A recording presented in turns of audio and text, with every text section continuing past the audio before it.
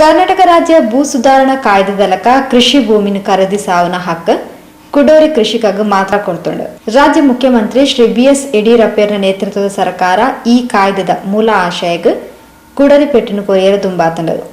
ಬಂಡವಾಳ ಶಾಹಿಲೆಗ್ ಕೃಷಿ ಭೂಮಿನ ಖರೀದಿ ಮಲ್ಪರ ಸಹಕಾರಿ ಆಪ್ಲಕ ಈ ಕಾಯ್ದೆಗ್ ತಿದ್ದುಪಡಿ ಕಣದದು. ರೈತನು ಕೃಷಿ ಕಾರ್ಮಿಕೆಯಾದ ಮಲ್ಪನ ಹುನ್ನಾರಗ ಕೈಪಾರ್ದ ಬಂಡ ತೆರಿಪಾಯಿನ KPCC ಮಾಧ್ಯಮ ಸಂಯೋಜಕರು ದಕ್ಷಿಣ ಕನ್ನಡ ಜಿಲ್ಲಾ ಕಾಂಗ್ರೆಸ್ ಸಮಿತಿಯ ವಕ್ತಾರರು ಶ್ರೀ AC ವಿನಯರಾಜ್ APMC ಕಾಯ್ದೆ ಬೊಕ್ಕ ಕರ್ನಾಟಕ ಭೂ ಸುಧಾರಣಾ ಕಾಯ್ದೆ ಒಂಜಿನಾನೆದ ರಡ್ಡು ಮೋನೆ ಇತ್ತಿನಕ ಕಾರ್ಪೊರೇಟ್ ಕಂಪನಿಲೆಗ್ ಸಗಾಯ ಮಲ್ಪನ ಒಂಜೆ ಉದ್ದೇಶರ್ದು ಕೊರೋನಾರ್ದು ರಾಜನೆ ತತ್ತರಿಸಾಯಿನ ಪೂರ್ತೊಡು ಅವಿತ ಪ್ರಯೋಜನ ಪಡೆದು ಇದನಿಂಗನೆ APMC ಕಾಯ್ದೆಗ್ ಓವೆ ಚರ್ಚೆ ಮಲ್ಪಂದೆ ಸುಗ್ರೀವಾಜ್ಞೆ ಪಿದರ್ಪವನ ಮೂಲಕ ರೈತರನ ಬೆರೆಗೆ ಕುಡಲಿ ಪೆಟ್ಟಿನ ಪಾರದಂಡು. ಈ ಭೂ ಸುಧಾರಣಾ ಕಾಯ್ದೆಗಳ ಓವೆ ಚರ್ಚೆ ಮಲ್ಪಂದೆ ಸುಗ್ರೀವಾಜ್ಞೆ ಕನಾಯರೆ ಸರ್ಕಾರ ಪಿದಾರ್ದಂಡು. ಈ ತಿದ್ದುಪಡಿ ಪ್ರಸ್ತಾವನೆಯನ್ನು ಕೂಡಲೇ ಪಿರದೆತುನಿಜಿಂಡ ಸದನದ ಉಲಾಯಿಲ ಪಿದೈಲ ಕಾಂಗ್ರೆಸ್ ಪಕ್ಷ ರೈತನ ಪರವಾದ ಹೋರಾಟ ಮಲ್ಪುಂಡು ಪಂಡ ತೆರಿಪಾಯಿರು. ನಮ್ಗೆಲ್ರಿಗೂ ಗೊತ್ತಿದ್ದಂತಹ ವಿಚಾರ, ನಮ್ಮ ಭಾರತ ದೇಶದಲ್ಲಿ ಭೂಮಿಯ ಬಹುಪಾಲು ಒಡೆತನವನ್ನ ಬಂಡವಾಳಶಾಹಿಗಳು ಒಂದು ವರ್ಗದ ಜನ ಅದರ ಒಡೆತನವನ್ನ ಹೊಂದಿಕೊಂಡಿದ್ರು. ಅವರ ಕೈಗಳಗಡೆ ಉಳುಮೆ ಮಾಡ್ತಾ ಇದ್ದಂಥ ವರ್ಗ ಅಂತ ಹೇಳಿದರೆ ಬಡ ವರ್ಗ. ಅವರು ಏನು ಈ ಭೂಮಿಯಲ್ಲಿ ಕೃಷಿ ಕಾರ್ಯಗಳನ್ನು ಚಟುವಟಿಕೆಗಳನ್ನು ಮಾಡ್ತಾ ಇದ್ರು, ಅದಕ್ಕೆ ಅವರು ಭೂ ಮಾಲಕರಿಗೆ ಗೇಣಿಯನ್ನು ಕೊಡುವಂಥ ಒಂದು ಕೆಟ್ಟ ಪದ್ಧತಿ ನಮ್ಮ ದೇಶದಲ್ಲಿತ್ತು. ಆ ಕೆಟ್ಟ ಪದ್ಧತಿಯಿಂದ ಗೇಣಿದಾರನಾಗಿ ಅವನಿಗೆ ಕೃಷಿಯಲ್ಲಿ ಅವನಿಗೆ ಕೃಷಿ ಉತ್ಪನ್ನ ಬರಲಿ ಬರದೇ ಇರಲಿ ಗೇಣಿ ಕೊಡುವಂಥದ್ದು ತಪ್ಪದೇ ಕೊಡಬೇಕಾಗಿತ್ತು. ಒಂದು ವೇಳೆ ಕೃಷಿ ಉತ್ಪನ್ನ ಹಾಳಾಗಿದ್ದರೆ ಬರುವ ವರ್ಷಕ್ಕೆ ಅದನ್ನು ಸೇರಿಸಿಕೊಂಡು ಕೊಡುವಂಥ ಒಂದು ಪದ್ಧತಿ. ಇದರಿಂದ ನಮ್ಮ ದೇಶದಲ್ಲಿ ಆ ಸಂದರ್ಭದಲ್ಲಿ ಬಡವರು ಪುನಃ ಬಡವರಾಗಿ ಕೃಷಿ ಕೂಲಿ ಕಾರ್ಮಿಕರಾಗಿ ಕೆಲಸ ಮಾಡುವಂಥ ಈ ಒಂದು ಕೆಟ್ಟ ಪದ್ಧತಿಯನ್ನು ಹೋಗಲಾಡಿಸಬೇಕು ಎನ್ನುವಂಥ ಒಂದು ನಿಟ್ಟಿನಲ್ಲಿ ಬಡವರಿಗೆ ಒಂದು ನೆಮ್ಮದಿಯ ಬಾಳನ್ನು ಕೊಡಬೇಕು ಎನ್ನುವಂಥ ಒಂದು ಚಿಂತನೆಯನ್ನು ಇಟ್ಟುಕೊಂಡು ಅಂದಿನ ಪ್ರಧಾನಮಂತ್ರಿಗಳಾಗಿದ್ದಂಥ ದಿವಂಗತ ಶ್ರೀಮತಿ ಇಂದಿರಾ ಗಾಂಧಿಯವರು ದೇಶದಾದ್ಯಂತ ಭೂ ಸುಧಾರಣಾ ಕಾಯ್ದೆಯನ್ನು ಜಾರಿಗೆ ತಂದರು. ಕರ್ನಾಟಕ ರಾಜ್ಯದಲ್ಲಿ ಭಾರತ ದೇಶದಲ್ಲಿ ಈ ಒಂದು ಭೂ ಸುಧಾರಣಾ ಕಾಯ್ದೆಯನ್ನು ಪರಿಣಾಮಕಾರಿಯಾಗಿ ತಂದಂಥ ಒಂದು ರಾಜ್ಯ ಅಂತ ಹೇಳಿದರೆ ಕರ್ನಾಟಕ ರಾಜ್ಯ. ಆ ಸಂದರ್ಭದಲ್ಲಿ ಕಾಂಗ್ರೆಸ್ ನೇತೃತ್ವದ ಸರ್ಕಾರ ಇಲ್ಲಿ ಆಡಳಿತದಲ್ಲಿತ್ತು. ಅದೇ ರೀತಿಯಲ್ಲಿ ದೇವರಾಜ ಅರಸೂರವರು ಮುಖ್ಯಮಂತ್ರಿ ಆಗಿದ್ದಂಥ ಒಂದು ಸಂದರ್ಭ. ಕರ್ನಾಟಕ ರಾಜ್ಯದಲ್ಲಿಯೂ ಕೂಡ ದಕ್ಷಿಣ ಕನ್ನಡ ಜಿಲ್ಲೆಯಲ್ಲಿ ಆದಷ್ಟು ಪರಿಣಾಮಕಾರಿಯಾದಷ್ಟು ಈ ಒಂದು ಕಾಯ್ದೆ ಬೇರೆ ಯಾವ ಜಿಲ್ಲೆಯಲ್ಲೂ ಆಗಿದ್ದಿರಲಿಲ್ಲ. ಅಂದಾಜು ಪ್ರಕಾರ ಸುಮಾರು 65ರಿಂದ 70 ಸಾವಿರ ಏನು ದಕ್ಷಿಣ ಕನ್ನಡ ಜಿಲ್ಲೆಯ ಗೇಣಿ ಕೊಡುವಂಥ ಕುಟುಂಬ ಏನಿತ್ತು, ಕೃಷಿ ಕೆಲಸವನ್ನು ಮಾಡಿಕೊಂಡು ಭೂಮಾಲಕರ ಕೈಯಡಿಯಲ್ಲಿ ಅವರಿಗೆ ಟ್ರಿಬ್ಯುನಲನ್ನು ಹುಟ್ಟು ಹಾಕುವುದರ ಮೂಲಕ ರಾತ್ರಿ ಹಗಲು ಅದರ ಸದಸ್ಯರು ದುಡಿಯುವುದರ ಮೂಲಕ ರಾತ್ರಿ ಗ್ಯಾಸ್ ಲೈಟ್ ಇಟ್ಟುಕೊಂಡು ಕೂಡ ಈ ಒಂದು ಪ್ರಕರಣಗಳನ್ನು ಮುಗಿಸಿ ಅವರಿಗೆ ಗೇಣಿದಾರರಿಗೆ ಆ ಭೂಮಾಲಕತ್ವವನ್ನು ಕೊಡಬೇಕು ಎನ್ನುವಂಥ ನಿಟ್ಟಿನಲ್ಲಿ ಕೆಲಸವನ್ನು ನಮ್ಮ ದಕ್ಷಿಣ ಕನ್ನಡ ಜಿಲ್ಲೆಯಲ್ಲಿ ಪರಿಣಾಮಕಾರಿಯಾಗಿ ಮಾಡಿದಂಥ ಒಂದು ಸಂದರ್ಭ ಇಲ್ಲಿತ್ತು. ಉಳುವವನೇ ಹೊಲದೊಡೆಯ ಆಗಬೇಕು ಎನ್ನುವಂಥ ಒಂದು ಧ್ಯೇಯ ವಾಕ್ಯದ ಅಡಿಯಲ್ಲಿ ಗೇಣಿದಾರರಿಗೆ ಅವರು ಏನು ಕೃಷಿ ಮಾಡ್ತಾ ಇದ್ರು ಅದರ ಮಾಲಕತ್ವವನ್ನು ಕೊಡುವಂಥ ಒಂದು ಕೆಲಸ ಕಾಂಗ್ರೆಸ್ ನೇತೃತ್ವದ ಸರ್ಕಾರ ಆ ಸಂದರ್ಭದಲ್ಲಿ ಅದನ್ನು ಮಾಡಿತ್ತು. ಆ ಸಂದರ್ಭದಲ್ಲಿ ಭೂಮಾಲಕರಾಗಿದ್ದವರು ಇವತ್ತಿನ ಏನು BJP ಪಕ್ಷ ಅಂತ ನಾವು ಕರಿತೇವೆ, ಆ ಪಕ್ಷಕ್ಕೆ ಹೆಚ್ಚಿನ ಸಂಖ್ಯೆಯಲ್ಲಿ ಭೂಮಾಲಕರು ಅವತ್ತು ಜನಸಂಘಕ್ಕೆ ಸಪೋರ್ಟ್ ಮಾಡುವಂಥ ಒಂದು ವರ್ಗ ಭೂಮಾಲಕರಾಗಿದ್ದರು ಎನ್ನುವಂಥದ್ದನ್ನು ಕೂಡ ಈ ಸಂದರ್ಭದಲ್ಲಿ ನಾನು ನೆನಪಿಸಬೇಕಾಗ್ತದೆ. ಈ ಕಾಯ್ದೆಯಲ್ಲಿ ನಮ್ಮ ರಾಜ್ಯಾದ್ಯಂತ ಮತ್ತು ನಮ್ಮ ಜಿಲ್ಲೆಯಲ್ಲಿ ಸುಮಾರು 65ರಿಂದ 70 ಸಾವಿರ ಕುಟುಂಬಗಳಿಗೆ ಕೊಟ್ಟಾಗ ಅವರು ನೆಮ್ಮದಿಯ ಬಾಳನ್ನು ಅವರು ಕಂಡರು. ಬಡವರು ಏನು ಕೂಲಿ ಕೆಲಸ ಮಾಡಿಕೊಂಡು ಕೃಷಿ ಕೆಲಸ ಮಾಡಿಕೊಂಡು ಗೇಣಿ ಕೊಡ್ತಾ ಇದ್ರು, ಅವರು ಭೂಮಾಲಕರಾದರು. ಅವರು ಸ್ವಂತ ಕೃಷಿ ಚಟುವಟಿಕೆಗಳನ್ನು ಮಾಡುವುದರ ಮೂಲಕ ನೆಮ್ಮದಿಯ ಜೀವನವನ್ನು ಕಂಡರು. ಅವರ ಮಕ್ಕಳಿಗೆ ವಿದ್ಯಾಭ್ಯಾಸವನ್ನು ಕೊಡುವುದರ ಮೂಲಕ ಒಂದು ಸಮಾಜದಲ್ಲಿ ಒಂದು ನೆಮ್ಮದಿಯ ಮತ್ತು ಒಂದು ಏನು ಉತ್ತಮವಾದಂಥ ಒಂದು ಜೀವನವನ್ನು ನಡೆಸಲಿಕ್ಕೆ ಒಂದು ದಾರಿಯಾಯಿತು. ನಿಮ್ಗೆ ಎಲ್ರಿಗೂ ಗೊತ್ತಿರುವಂಥ ವಿಚಾರ ಏನು, ಭೂ ಸುಧಾರಣಾ ಕಾಯ್ದೆಯಲ್ಲಿ ಒಬ್ಬ ಕೃಷಿಕನಿಗೆ ಮಾತ್ರ ಕೃಷಿಯನ್ನ ಖರೀದಿ ಮಾಡುವಂಥ ಒಂದು ಹಕ್ಕನ್ನು ಆ ಒಂದು ಕಾಯ್ದೆಯಲ್ಲಿ ಕೊಟ್ಟಿದ್ದು.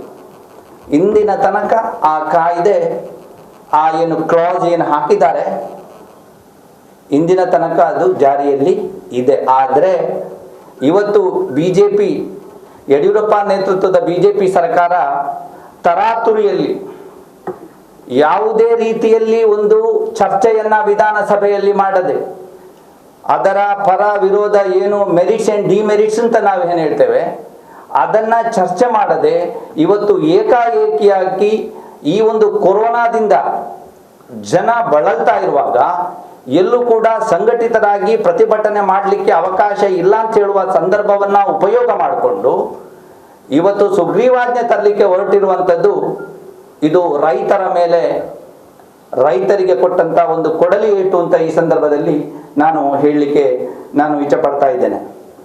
ನಿಮಗೆ ಇನ್ನೊಂದು ನಾನು ನೆನಪಿಸಲಿಕ್ಕೆ ಇಚ್ಛೆ ಪಡ್ತಾ ಇದ್ದೇನೆ. ಇದೇ ಯಡಿಯೂರಪ್ಪನವರು ಈ ರಾಜ್ಯದ ಮುಖ್ಯಮಂತ್ರಿ ಪ್ರಮಾಣ ವಚನ ಸ್ವೀಕಾರ ಮಾಡುವಂತ ಸಂದರ್ಭದಲ್ಲಿ ಹಸಿರು ಶಾಲನ್ನ ಹೊದ್ದುಕೊಂಡು ರೈತನ ಮೇಲೆ ಪ್ರತಿಜ್ಞಾ ಸ್ವೀಕಾರ ಮಾಡಿದಂತ ದಿನವನ್ನ ಇವತ್ತು ನಾನು BJPಗರಿಗೆ ಮತ್ತು ಯಡಿಯೂರಪ್ಪ ಏನು ಮುಖ್ಯಮಂತ್ರಿಗಳಿದ್ದಾರೆ ಅವರಿಗೆ ನಾನು ನೆನಪಿಸಲಿಕ್ಕೆ ಇಚ್ಛೆ ಪಡ್ತಾ ಇದ್ದೇನೆ. ಯಾಕೆ ಈ ರೀತಿಯ ದ್ವಂದ್ವ ನಿಲುವನ್ನ ನೀವು ಮಾಡ್ತಾ ಇದ್ದೀರಿ? ಯಾಕೆ ಈ ರೀತಿಯ ನಾಟಕವನ್ನ ಮಾಡ್ತಾ ಇದ್ದೀರಿ? ನಿಜವಾಗಿ ಕೂಡ ರೈತನ ಮೇಲೆ ಪ್ರೀತಿ ಇದ್ರೆ ನೀವು ಯಾಕೆ ರೈತರನ್ನ ಬೀದಿಗೆ ಹಾಕುವಂತ ಒಂದು ಈ ತಿದ್ದುಪಡಿಯನ್ನ ನೀವು ತರಲಿಕ್ಕೆ ಹೊರಟಿದ್ದೀರಿ ಎನ್ನುವಂಥದ್ದನ್ನ ಈ ಸಂದರ್ಭದಲ್ಲಿ ನಾನು ಪ್ರಶ್ನೆ ಮಾಡಲಿಕ್ಕೆ ಇಚ್ಛೆ ಪಡ್ತಾ ಇದ್ದೇನೆ. ಇವತ್ತು ಈ ಕಾಯ್ದೆಯಿಂದ, ಈ ತಿದ್ದುಪಡಿಯಿಂದ ಬಂಡವಾಳಶಾಹಿಗಳು, ಕಾರ್ಪೊರೇಟ್ ಕಂಪನಿಗಳು ಕೃಷಿ ಭೂಮಿಯನ್ನ ಖರೀದಿ ಮಾಡುವಂತ ನಿಟ್ಟಿನಲ್ಲಿ ತಿದ್ದುಪಡಿಯನ್ನ ತರ್ತಾ ಇದ್ದಾರೆ. ಇವತ್ತು ನಮ್ಮ ದೇಶದಲ್ಲಿ, ನಮ್ಮ ರಾಜ್ಯದಲ್ಲಿ ಸುಮಾರು 75 ಲಕ್ಷ ಸಣ್ಣ ಮತ್ತು ಅತಿ ಸಣ್ಣ ರೈತ ಕುಟುಂಬಗಳಿದೆ. ಇದನ್ನ ನಾವು ಮರಿಬಾರದು. ಅದರಲ್ಲಿ ಹೆಚ್ಚಿನ ಸಂಖ್ಯೆಯಲ್ಲಿ ಅವರವರ ಭೂಮಿಯಲ್ಲಿ ಅವರು ಇವತ್ತು ಕೆಲಸ ಕಾರ್ಯಗಳನ್ನ, ಕೃಷಿ ಕೆಲಸ ಕಾರ್ಯಗಳನ್ನ ಮಾಡಿಕೊಂಡು ಅವರು ಇವತ್ತು ಜೀವನವನ್ನ ಮಾಡ್ತಾ ಇದ್ದಾರೆ. ಇವತ್ತು ಒಂದು ಕಡೆಯಲ್ಲಿ ಇವರು ಮುಖ್ಯಮಂತ್ರಿಗಳು ಹೇಳ್ತಾ ಇದ್ದಾರೆ ರೈತರ ಭೂಮಿಗೆ ಉತ್ತಮ ಬೆಲೆ ಸಿಗಲಿದೆ, ಕೈಗಾರಿಕೆ ಸ್ಥಾಪನೆ ಮಾಡುವವರು ಭೂಮಿ ಖರೀದಿ ಮಾಡುವುದು ಇನ್ನೂ ಸುಲಭ ಆಗಲಿದೆ, ಹೀಗಾಗಿಯೇ ಸುಗ್ರೀವಾಜ್ಞೆ ತರಲು ಹೊರಟಿದ್ದೇವೆ. ಇದು ಯಡಿಯೂರಪ್ಪರವರ ಮಾತು. ಹಾಗಾದ್ರೆ ಇವರ ಒಂದು ನಿಲುವು ಈ ರೀತಿ ಆದ್ರೆ ಇವತ್ತು ನಮ್ಮ ಕಂದಾಯ ಮಂತ್ರಿಗಳು ಆರ್ ಅಶೋಕ್ ರವರು ಹೇಳ್ತಾರೆ, ಕೃಷಿಯಲ್ಲಿ ಆಸಕ್ತಿ ಇರುವವರು, ಆಧುನಿಕ ಚಿಂತೆಯುಳ್ಳವರು ಬೇಸಾಯಕ್ಕೆ ಏಕೆ ಬರಬಾರದು, ಆದ್ದರಿಂದ ಉಳುವ ಆಸಕ್ತರಿಗೆ ಜಮೀನು ನೀಡುವುದು ಅವರ ಉದ್ದೇಶ ಅಂತ ಹೇಳ್ತಾರೆ.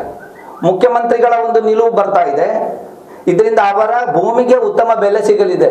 ಅಂದ್ರೆ ನೀವು ಕೃಷಿಕರ ಭೂಮಿಯನ್ನು ಕೃಷಿಕರು ಮಾರಾಟ ಮಾಡಬೇಕು ಅಂತ ಹೇಳಿ ಈ ರೀತಿಯ ಒಂದು ತಿದ್ದುಪಡಿಯನ್ನ ತರ್ತಾ ಇದ್ದೀರಾ, ಅಥವಾ ಏನು ಕಂದಾಯ ಮಂತ್ರಿಗಳು ಏನು ಹೇಳ್ತಾರೆ ಆ ಉದ್ದೇಶವನ್ನ ಇಟ್ಕೊಂಡು ಮಾಡ್ತಾ ಇದ್ದೀರಾ? ದ್ವಂದ್ವ ನಿಲುವು ನಮಗೆ ಸರ್ಕಾರದಲ್ಲಿ ನಮಗೆ ಇವತ್ತು ಕಂಡು ಬರ್ತಾ ಇದೆ. ನಿಮ್ಮ ನೈಜ ಉದ್ದೇಶ ಏನು? ಕೃಷಿಕರನ್ನು ಬಲಪಡಿಸುವ ಉದ್ದೇಶನ ಅಥವಾ ಅವರನ್ನ ರಸ್ತೆಗೆ ಹಾಕುವಂತ ಉದ್ದೇಶನ?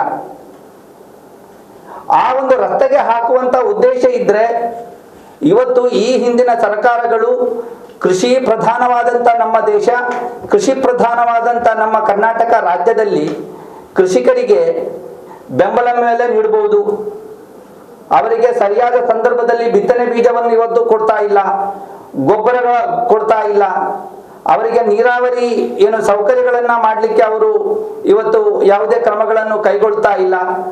ಅವರ ಏನು ಕೃಷಿ ಪ್ರೊಡ್ಯೂಸ್ ಏನಿದೆ, ಏನು ಉತ್ಪನ್ನಗಳೇನಿದೆ, ಕೃಷಿ ಉತ್ಪನ್ನಗಳು ಅದು ಇವತ್ತು ಪೆರಿಷೇಬಲ್ ಇದೆ, ಅದು ಹಾಳಾಗುವಂಥದ್ದು. ಟೊಮೆಟೊ ಇರಬಹುದು ಅಥವಾ ಬಟಾಟೆ, ನೀರುಳ್ಳಿಗಳನ್ನ ರಸ್ತೆಗೆ ಚೆಲ್ಲಿರುವಂಥದ್ದು ನಾವು ಇತ್ತೀಚೆಗೆ ಮಾಧ್ಯಮಗಳಲ್ಲಿ ನೋಡಿದ್ದೇವೆ. ನಿಜವಾಗಿ ಕೂಡ ರೈತನ ಮೇಲೆ ನೀವು ಪ್ರತಿಜ್ಞಾ ಸ್ವೀಕಾರ ಮಾಡಿದಂತ ಮುಖ್ಯಮಂತ್ರಿಗಳೇ, ನೀವು ಅವರ ಮೇಲೆ ನೈಜ ಕಾಳಜಿ ನಿಮ್ಗಿದ್ರೆ ನೀವು ಈ ರೀತಿಯ ಒಂದು ಸೌಕರ್ಯಗಳನ್ನ ಅವರಿಗೆ ಒದಗಿಸಿಕೊಡಿ. ಈ ಕಾನೂನಿಗೆ ತಿದ್ದುಪಡಿ ಕೊಟ್ರೆ ಇದು ಮುಂದಿನ ದಿನಗಳಲ್ಲಿ ಈ ಭೂಮಿಯನ್ನ ಬಂಡವಾಳಶಾಹಿಗಳು, ಕಾರ್ಪೊರೇಟ್ ಕಂಪನಿಗಳು ಇದನ್ನ ರಿಯಲ್ ಎಸ್ಟೇಟ್ ದಂಧೆಗೆ ಉಪಯೋಗ ಮಾಡ್ತದೆ. ಮುಂದಿನ ದಿನಗಳಲ್ಲಿ ಆಹಾರ ಧಾನ್ಯಗಳ ಕೊರತೆ ನಮ್ಮ ದೇಶದಲ್ಲಿ, ರಾಜ್ಯದಲ್ಲಿ ಕಂಡು ಬರ್ತದೆ. ಪಕ್ಕದ ಕೇರಳ ರಾಜ್ಯದಲ್ಲಿ ಕೃಷಿ ಭೂಮಿಯನ್ನ ಯಾವುದೇ ಕಾರಣಕ್ಕೂ, ಅದು ಕೂಡ ತರಿ ವೆಟ್ ಲ್ಯಾಂಡ್ ಅಂತ ನಾವೇನ್ ಹೇಳ್ತೇವೆ, ಯಾವುದೇ ಕಾರಣಕ್ಕೂ ಕೂಡ ಯಾವುದೇ ಒಂದು ಬೇರೆ ಒಂದು ಕೈಗಾರಿಕೆ ಇರಬಹುದು ಅಥವಾ ಬೇರೆ ಚಟುವಟಿಕೆಗೆ ಅಲ್ಲಿ ಇವತ್ತು ಪರ್ಮಿಷನ್ ಕೊಡ್ತಾ ಇಲ್ಲ. ಯಾಕೆಂತ ಹೇಳಿದ್ರೆ ನಮ್ಗೆ ಆಹಾರ ಮುಖ್ಯ, ಜನರಿಗೆ ಆಹಾರ ಬದ್ಧತೆಯನ್ನ ಕೊಡುವಂಥದ್ದು, ಆಹಾರವನ್ನ ಕೊಡುವಂಥದ್ದು ಸರ್ಕಾರದ ಒಂದು ಉದ್ದೇಶ ಇರುವಾಗ ನೀವು ಬಂಡವಾಳಶಾಹಿಗಳಿಗೆ ಕೊಟ್ರೆ ಅವರು ಕೈಗಾರಿಕೆ ಇರಬಹುದು ಅಥವಾ ಬೇರೆ ಬೇರೆ ರಿಯಲ್ ಎಸ್ಟೇಟ್ ದಂಧೆ ಮಾಡೋದ್ರ ಮೂಲಕ ಈ ಭೂಮಿ, ಕೃಷಿ ಭೂಮಿಯನ್ನ ಅವರು ಬೇರೆ ಉಪಯೋಗಕ್ಕೆ ಮಾಡಿದ್ರೆ ಕರ್ನಾಟಕ ರಾಜ್ಯದಲ್ಲಿ ಕೃಷಿ ಭೂಮಿ ಉಳಿಲಿಕ್ಕೆ ಯಾವುದೇ ರೀತಿಯ ಸಾಧ್ಯತೆ ಇಲ್ಲ.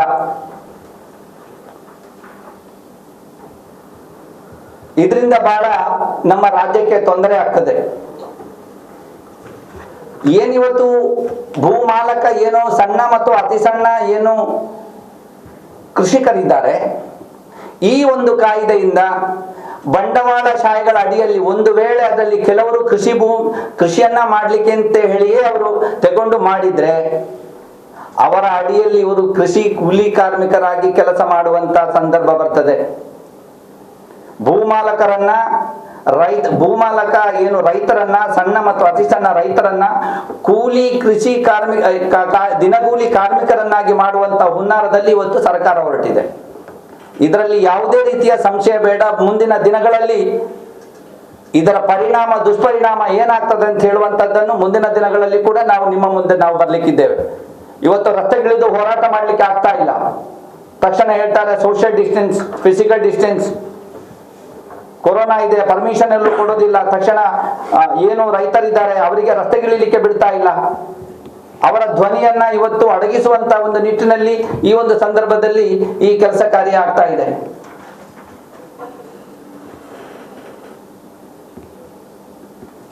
ಇದೇ ರೀತಿಯಲ್ಲಿ ನಿಮ್ಗೆ ಗೊತ್ತಿರಬಹುದು, ಈ APMC ಕಾಯ್ದೆ ಮತ್ತು ಈ ಭೂ ಸುಧಾರಣಾ ಕಾಯ್ದೆ ಒಂದು ನಾಣ್ಯದ ಎರಡು ಮುಖಗಳಿದ್ದಂತೆ. ನಿಮ್ಗೆ ಗೊತ್ತಿರಬಹುದು, APMCಗೆ ಕೂಡ ಸುಗ್ರೀವಾಜ್ಞೆ ತರ್ತಾರೆ ಇವರು ಕೊರೋನಾದ ಏನು ಮಾರ್ಚ್ ತಿಂಗಳಲ್ಲಿ, ನಿಮ್ಗೆ ಗೊತ್ತಿದೆ. ಅದರ ಮೇಲೆ ಚರ್ಚೆ ಇಲ್ಲ. ಏಕಾಏಕಿ ಸುಗ್ರೀವಾಜ್ಞೆ ತರುವಂತದ್ದು ಬಿಜೆಪಿ ಸರ್ಕಾರದ ಒಂದು ಚಾಳಿ. ಅದು ಕೇಂದ್ರ ಸರ್ಕಾರ ಇರಬಹುದು, ರಾಜ್ಯ ಸರ್ಕಾರ ಇರಬಹುದು, ಇದೊಂದು ಚಾಳಿ ಅವರಿಗೆ ಸುಗ್ರೀವಾಜ್ಞೆ ತರುವಂತದ್ದು. ಕೇಂದ್ರ ಸರ್ಕಾರ ಕೂಡ ಇಂಥ ಅನೇಕ ಸುಗ್ರೀವಾಜ್ಞೆಗಳನ್ನ ತಂದಿದೆ, ಮತ್ತೆ ಪುನಃ ಅದನ್ನು ಕೈ ಬಿಡ್ತದೆ. ಚರ್ಚೆ ಮಾಡಬೇಕಾಗ್ತದೆ. ಯಾವುದೇ ಒಂದು ಕಾನೂನನ್ನ ತರುವಂತ ಸಂದರ್ಭದಲ್ಲಿ ಜನ ಯಾಕೆ ಇವರನ್ನ ಆರಿಸಿ ಕಳಿಸ್ತಾರೆ, ಅದರ ಪರ ವಿರೋಧವನ್ನ ನೋಡಿಕೊಂಡು ಜನರಿಗೆ ಅದು ಆಗುವುದಾದ್ರೆ ಅದಕ್ಕೆ ಮಾಡೋಣ, ಚರ್ಚೆ ಮಾಡೋಣ. ಇದು ಏನೂ ಚರ್ಚೆ ಇಲ್ಲ.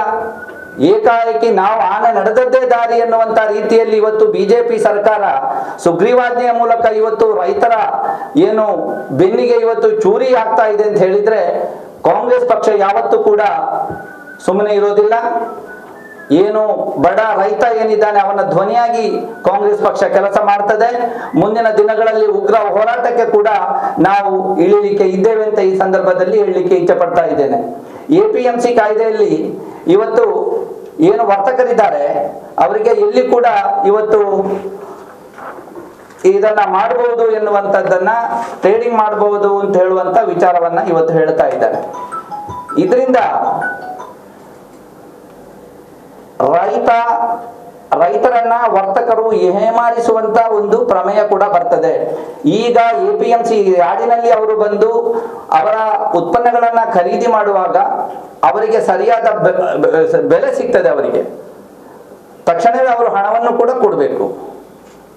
ಅದರಲ್ಲಿ 1.5% APMCಗೆ ಹೋಗ್ತದೆ, ಅದರಲ್ಲಿ 0.5% ಸರ್ಕಾರಕ್ಕೆ ಕೂಡ ಹೋಗ್ತದೆ. ಆ ರೆವೆನ್ಯೂ ಕೂಡ ಇದರಿಂದ ಲಾಸ್ ಆಗ್ತದೆ. ಇವತ್ತು ಬಂಡವಾಳಶಾಹಿಗಳು APMC ಯಾರ್ಡಿನಾಗೆ ಖಾಸಗಿ ಯಾರ್ಡನ್ನು ಮಾಡಲಿಕ್ಕೆ ಈ ಒಂದು APMCಯ ಏನು ಸುಗ್ರೀವಾಜ್ಞೆ ತಂದಿದ್ದಾರೆ ಅದಕ್ಕೆ ಅನುವು ಮಾಡಿಕೊಡ್ತದೆ. ಇದರಿಂದ ತೊಂದರೆ ಯಾರಿಗೆ? ಬಂಡವಾಳಶಾಹಿಗಳಿಗೆ ಪರವಾಗಿ ಭೂ ಸುಧಾರಣೆ ಕಾಯ್ದೆ ತರುವಂತದ್ದು, APMC ಕಾಯ್ದೆ ತರುವಂತದ್ದು. ಯಾವುದೇ ಒಂದು ಕಾಯ್ದೆ ತರುವಾಗ ನೀವು ನೋಡಿ, ಬಂಡವಾಳಶಾಹಿಗಳ ಪರವಾಗಿ ಇವತ್ತು ಈ ಬಿಜೆಪಿ ಸರ್ಕಾರದ ನಡೆ ಇದೆ. ಬಡವರ ಬಗ್ಗೆ ಸುಮ್ಮನೆ ಒಂದು ಯಾವುದೋ ಒಂದು ಹೇಳಿಕೆಯನ್ನ ಕೊಡ್ತದೆ, ನಾವು ಈ ರೀತಿ ನಾವು ಮಾಡ್ತೇವೆ, ಬಡವರಿಗೆ ಇಂಥ ಒಂದು ಸವಲತ್ತುಗಳನ್ನ ಕೊಡ್ತೇವೆ ಅಂತ ಮಾಧ್ಯಮಗಳಲ್ಲಿ ಪ್ರಚಾರವನ್ನ ಗಿಟ್ಟಿಸ್ಕೊಳ್ತಾರೆ. ಆಮೇಲೆ ಅದು ಯಾರಿಗೆ ಏನು ಫಲವನ್ನ ಅವರಿಗೆ ಫಲಾನುಭವಿಗಳಿದ್ದಾರೆ ಅವರಿಗೆ ಯಾವತ್ತೂ ಕೂಡ ಅದು ಸಿಗ್ತಾ ಇಲ್ಲ. ಅದಕ್ಕೆ 450 ಕ್ಲಾಸ್ಗಳನ್ನ ಹಾಕುವುದರ ಮೂಲಕ ಯಾವುದೇ ರೀತಿಯಲ್ಲಿ ಅವರಿಗೆ ಆ ಒಂದು ಏನು ಇವರು ಇವತ್ತು ಪ್ಯಾಕೇಜ್ಗಳನ್ನು ಅವರು ಕೊಡ್ತಾರೆ ಅದು ಅವರಿಗೆ ಸಿಗುವಂತದ್ದಿಲ್ಲ. ಅದರಿಂದ ಸರ್ಕಾರ ಲಾಭ ಮಾಡ್ತಾ ಇದೆ. ಒಂದು ಕಡೆ ಪ್ರಚಾರ, ಒಂದು ಕಡೆ ಹಣ ಕೊಡ್ಲಿಕ್ಕೆ ಬೇಡ, ಅವರು ಖಜಾನೆಯಲ್ಲಿ ಹಣ ಉಳಿತದೆ. ಈ ರೀತಿಯ ನಿಲುವನ್ನ ಇವತ್ತು ಮಾಡ್ತಾ ಇದ್ದಾರೆ. APMC ಇಂದ ಈ ರೀತಿ ಇವರು ಪ್ರೈವೇಟ್ ಯಾರ್ಡ್ ಮಾಡಿದ್ದಾರೆ. ಮುಂದಿನ ದಿನಗಳಲ್ಲಿ APMC ಯಾರ್ಡೇ ಇರುವುದಿಲ್ಲ ಸರ್ಕಾರದ್ದು. ಅವರ ಎಷ್ಟೋ ಕೋಟಿಗಟ್ಟಲೆ ಹಣ ಖರ್ಚು ಮಾಡಿ ಬಿಲ್ಡಿಂಗ್ ಮಾಡಿದ್ದಾರೆ, ಅದು ಪಾಳು ಬೀಳುವಂತ ಒಂದು ಸಂದರ್ಭ ಬರ್ತದೆ. ಅಲ್ಲಿ ಕೆಲಸ ಮಾಡುವ ಏನು ಸ್ಟಾಫ್ಸ್ ಇದ್ದಾರೆ ಅವರು ಕೆಲಸವನ್ನ ಕಳ್ಕೊಳ್ಳುವಂತ ಒಂದು ಸಂದರ್ಭ ಬರ್ತದೆ. ಏನು ರೈತರಿದ್ದಾರೆ, ಈ ವರ್ತಕರು ಅವರ ಮನೆಗೆ ಅಥವಾ ಅವರ ಕೃಷಿ ಭೂಮಿಗೆ ನೇರವಾಗಿ ಹೋಗಿ ಅವರ ಕೃಷಿ ಉತ್ಪನ್ನಗಳನ್ನ ಪಡೆದು ನಾಳೆ ಹಣ ಕೊಡದಿದ್ರೆ, ನಾಳೆ ಕೊಡ್ತೇನೆ ಅಂತ ಹೇಳಿ ಕೊಡದಿದ್ರೆ ಯಾರಿಗೂ ಅವರ ಮೇಲೆ ಕಂಟ್ರೋಲ್ ಇಲ್ಲ. ಇಂಥ ಒಂದು ಕೆಟ್ಟ ಒಂದು ಈ ತಿದ್ದುಪಡಿಗೆ ಇವತ್ತು ಈ ಬಿಜೆಪಿ ಸರ್ಕಾರ ಹೊರಟಿದೆ ಅಂತ ಹೇಳಿದ್ರೆ, ಇದು ಎರಡು ಕೂಡ ಕೃಷಿಕರಿಗೆ ಸಂಬಂಧಪಟ್ಟಂತ ಒಂದು ಕಾಯ್ದೆಗಳು. APMC ಕಾಯ್ದೆ ಕೂಡ ಕೃಷಿಕರಿಗೆ ಸಂಬಂಧಪಟ್ಟಿದ್ದು. ಎಲ್ಲೂ ಕೂಡ ಅವರಿಗೆ ಪ್ರತಿಭಟನೆ ಮಾಡಲಿಕ್ಕೆ ಅವಕಾಶ ಇಲ್ಲ. ಕೊರೋನಾದ ವಿಚಾರದಿಂದ ಲಾಕ್ ಡೌನ್ ಮಾಡಿದ್ರು, ಜನರನ್ನ ಮನೆ ಒಳಗಡೆ ಕೂರಿಸಿದ್ರು ಲಾಕ್ ಮಾಡಿ. ಇಲ್ಲಿ ಅವರಿಗೆ ಬೇಕಾದಂತ ರೀತಿಯಲ್ಲಿ ಚರ್ಚೆ ಮಾಡ್ದಲೇನೆ ಅವರು ಈ ರೀತಿಯ ಒಂದು ತಿದ್ದುಪಡಿಯನ್ನ ಇವತ್ತು ತರ್ತಾ ಇರುವಂತದ್ದು. ಇದನ್ನು ಖಂಡಿತವಾಗಿ ಕೂಡ ಕಾಂಗ್ರೆಸ್ ಪಕ್ಷ ಖಂಡಿಸ್ತದೆ. ಕೊರೋನಾದ ಈ ಒಂದು ಸಂದರ್ಭದಲ್ಲಿ ಜನ ಬೀದಿಗಿಳಿದು ಹೋರಾಟ ಮಾಡುವಂತ ಸಂದರ್ಭದಲ್ಲಿ ಎಲ್ಲೋ ಒಂದ್ ಕಡೆ ಸೋಷಿಯಲ್ ಡಿಸ್ಟೆನ್ಸಿಂಗ್ಗೆ ತೊಂದರೆ ಆಗ್ಬಹುದು. ಇವತ್ತು ಭಾರತ ದೇಶ ಕೊರೋನಾದಲ್ಲಿ ಇವತ್ತು 3ನೇ ಸ್ಥಾನಕ್ಕೆ ಇವತ್ತು ದಾಪುಗಾಲನ್ನು ಹಾಕ್ತಾ ಇರುವಂತ ಸಂದರ್ಭದಲ್ಲಿ ನಾವು ಸೋಷಿಯಲ್ ಡಿಸ್ಟೆನ್ಸಿಂಗ್ ಮಾಡಬೇಕಾಗ್ತದೆ. ಆ ಒಂದು ಕಾರಣದಿಂದ ಕಾಂಗ್ರೆಸ್ ಪಕ್ಷ ಇದನ್ನ ಸ್ವಲ್ಪ ಕಾದು ನೋಡುವ ತಂತ್ರದಲ್ಲಿ ನಾವಿದ್ದೇವೆ. ಮುಂದಿನ ದಿನಗಳಲ್ಲಿ ಖಂಡಿತವಾಗಿ ಕೂಡ ನಾವು ಸದನದ ಒಳಗೆ ಮತ್ತು ರಸ್ತೆಯಲ್ಲಿ ರೈತರ ಪರವಾಗಿ ನಾವು ಹೋರಾಟವನ್ನ ಮಾಡ್ತೇವೆ. ಏನು ಇವತ್ತು ತಿದ್ದುಪಡಿಯ ಉದ್ದೇಶಕ್ಕೆ ಏನು ಇವತ್ತು ಸರ್ಕಾರ ಹೊರಟಿದೆ ಅದನ್ನ ತಕ್ಷಣವೇ ಅದರಿಂದ ಹಿಂದೆ ಸರಿಬೇಕು ಎನ್ನುವಂತದ್ದನ್ನ ನಾವಿವತ್ತು ಅವರಿಗೆ ಹೇಳ್ತಾ ಇದ್ದೇವೆ. ಜಿಲ್ಲಾ ಪಂಚಾಯತ್ ಸದಸ್ಯರು ಶಾಹುಲ್ ಹಮೀದ್ ಕೆಕೆ, ಸುರತ್ಕಲ್ ಬ್ಲಾಕ್ ಕಾಂಗ್ರೆಸ್ ಅಧ್ಯಕ್ಷರು ಶ್ರೀ ಸದಾಶಿವ ಶೆಟ್ಟಿ, TK ಸುಧೀರ್, ಮನಪಾ ಸದಸ್ಯರು ಶ್ರೀ ಅನಿಲ್ ಕುಮಾರ್, ಕುಡ್ಲ ಉತ್ತರ ಕಾಂಗ್ರೆಸ್ ಅಧ್ಯಕ್ಷರು ಶ್ರೀ ವಿಶ್ವಾಸ್ ದಾಸ್, KPCC ಸಂಯೋಜಕರು ಉಮರ್ ಫಾರೂಕ್, ಜಿಲ್ಲಾ ಕಾಂಗ್ರೆಸ್ ಕಾರ್ಯದರ್ಶಿ ನಜೀರ್ ಬಜಾಲ್ ಸುದ್ದಿಗೋಷ್ಠಿಗೆ ಇದ್ದಾರೆ.